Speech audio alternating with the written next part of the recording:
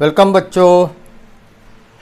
तो आपका मेरे चैनल में हार्दिक स्वागत है। मेरे चैनल का नाम है विकास चौहारे सर। ये एक एजुकेशनल चैनल्स है जो आज के इस जो विपरीत समय है, इस समय में विद्यार्थियों को मदद करने के लिए ये चैनल बनाया गया है। ठीक है, तो आप अगर हम मेरे चैनल पर नए होंगे तो प्लीज़ इसे लाइक कीजिए, शेयर कीजिए, सब्सक्राइब कीजिए और बेल आइकन को ज़रूर दबाइए ताकि मैं और अच्छे अच्छे वीडियोस आपको सेंड कर सकूं। ठीक है, और उनकी नोटिफिकेशन आप तक आती रहे। तो चलो बच्चों, आज का फिर टॉपिक चालू करते हैं। इसके पहले हमने पढ़ा था जॉइंट इक्वेशन कैसे निकालना है। ठीक है, अभी हम पढ़ेंगे अगर हमें जॉइंट इक्वेशन दिया है तो उससे सेपरेट इक्वेशन कैसे बनाना। ठीक है, तो देखो बच्चों, यहाँ पे एक क्वेश्चन लिखा है, find the separate equation of the line represented by the equation 3y² + 7xy = 0। इस इक्वेशन को क्या कहा जाता है? Joint equation. अब इस जॉइंट इक्वेशन से हमें दो सेपरेट इक्वेशन निकालना है। ठीक है, क्या निकालना है? सेपरेट, दो लाइन बनाना है। ठीक है, तो देखो 10th स्टैंडर्ड में आपने फैक्टराइजेशन पढ़ा है। किस में पढ़ा है? आपने क्वाड्रेटिक इक्वेशन में। ठीक है, तो हमारा इक्वेशन है 3y² + 7xy = 0। ये हमारा इक्वेशन है। और इससे हमें क्या बनाना है? दो सेपरेट लाइन बनाना है। ठीक है, तो इन दोनों में कॉमन चीज़ क्या है? y। तो y को कॉमन निकालेंगे, फिर अंदर ब्रैकेट में बचेगा 3y + 7x = 0। इसका मतलब है y = 0 होगा एंड 7x + 3y = 0। तो दो सेपरेट इक्वेशन क्या बन गई बच्चों? फिर 7x + 3y = 0 एक बनेगी एंड और दूसरी इक्वेशन बनेगी y = 0। अब y = 0 ये किसका इक्वेशन होता है बच्चों? ये इक्वेशन होता है एक्स एक्सिस का। ठीक है, तो ऐसी दो हमें सेपरेट क्या मिली? लाइंस मिली। ठीक है, तो आपके समझ में आया।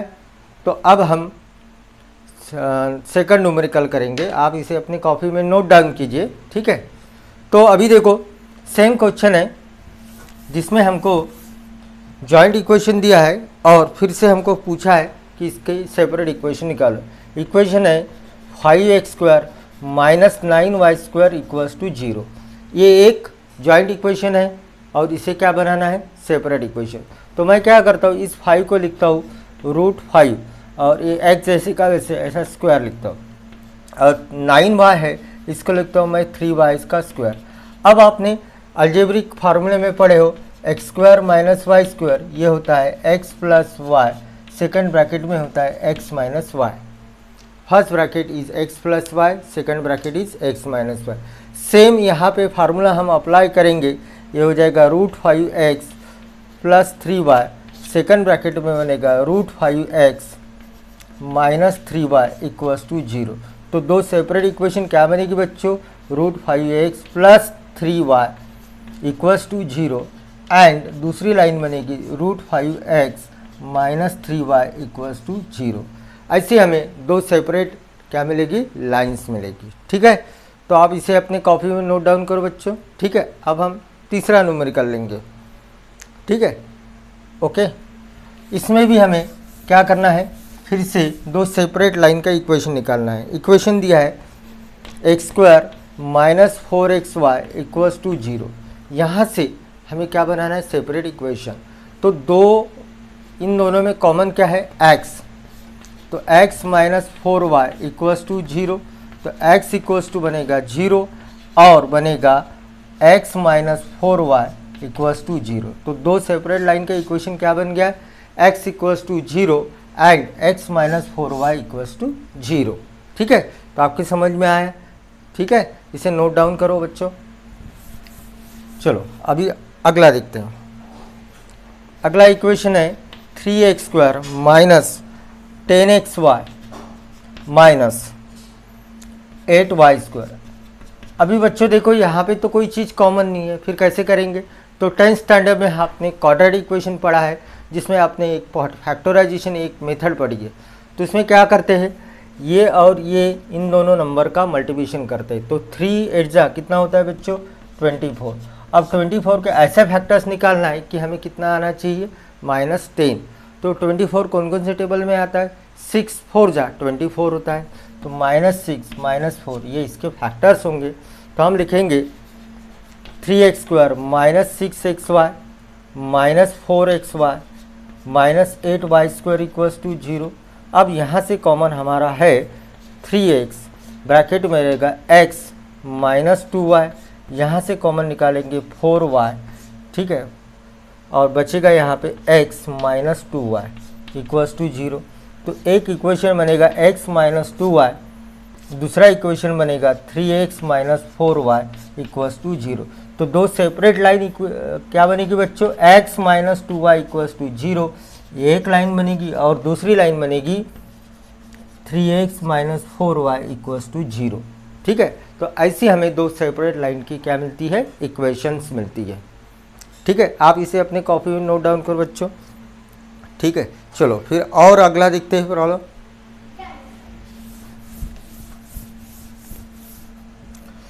चलो अभी अगला प्रॉब्लम लिखो, 3x²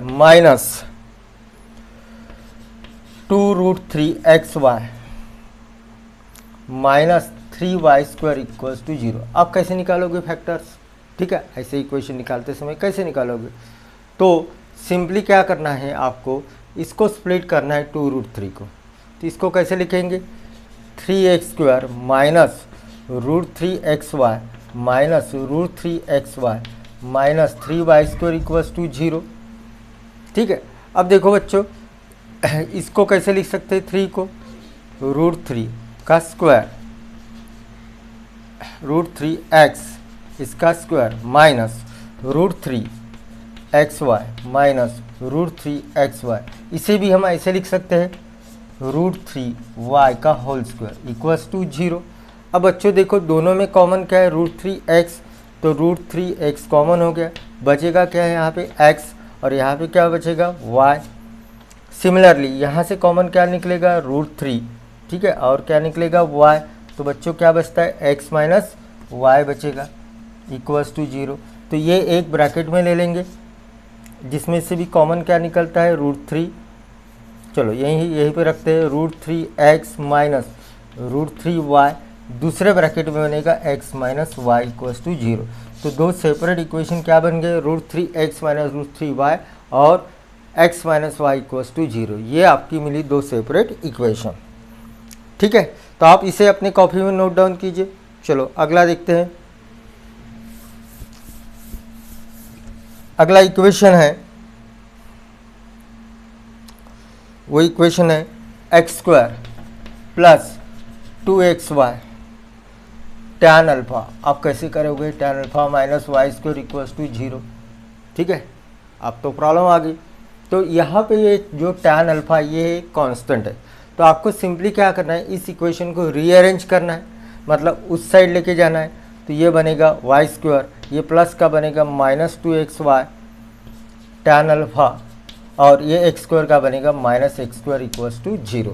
अब इस इक्वेशन को पूरा डिवाइड करना है, डिवाइड बाय x², ठीक है। क्या होता है, किससे डिवाइड करना है, x² से।